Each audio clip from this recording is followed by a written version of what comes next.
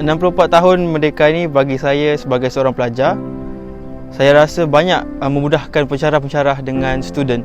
Sebab kalau kita tengok sejarah kita dulu, masa kita dijajah, kita dikawal oleh penjajah-penjajah. Jadi kita tidak bebas untuk ke tempat-tempat belajar. Dan dulu kita ke sekolah semua jalan kaki, naik basikal, ada juga yang menaiki bot. Sekarang kita boleh kata hampir semua menaiki kenderaan bermotor.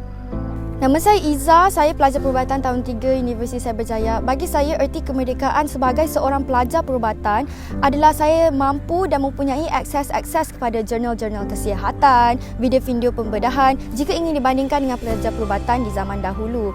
Saya walaupun terpaksa belajar di atas talian di zaman pandemik ini, saya mempunyai informasi dan dapat memerhati prosedur yang sama seperti mereka di Dewan Pembedahan dengan akses-akses sebegini yang mungkin tidak diperolehi di negara-negara lain.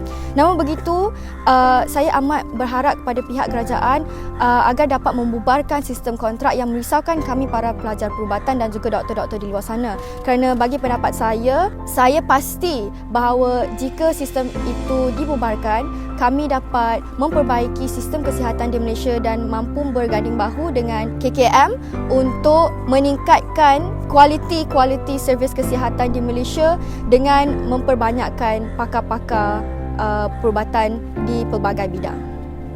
Itu saja, terima kasih. Definisi merdeka ini bagi saya secara jujurnya adalah agak kompleks, dan ramai dari kalangan kita yang menganggap merdeka ini benda yang lepas yang perlu dikenang. Tetapi bagi saya secara jujurnya, negara Malaysia ini masih belum merdeka. Secara fizikal, ia sudah merdeka daripada dijajah. Akan tetapi, merdeka dari segi bukan fizikal, mentaliti kita.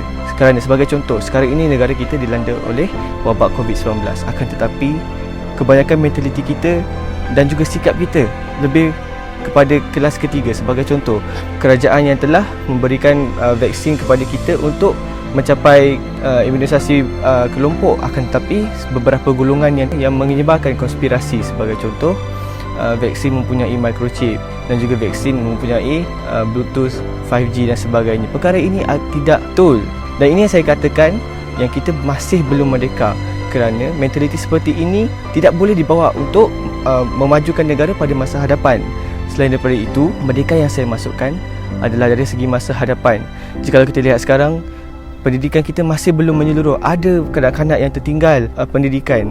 Jadi bagi saya secara konklusinya, dengan apa yang berlaku sekarang, bagi saya kita masihlah belum merdeka. Jadi soalan saya, bila kita akan merdeka sebenarnya?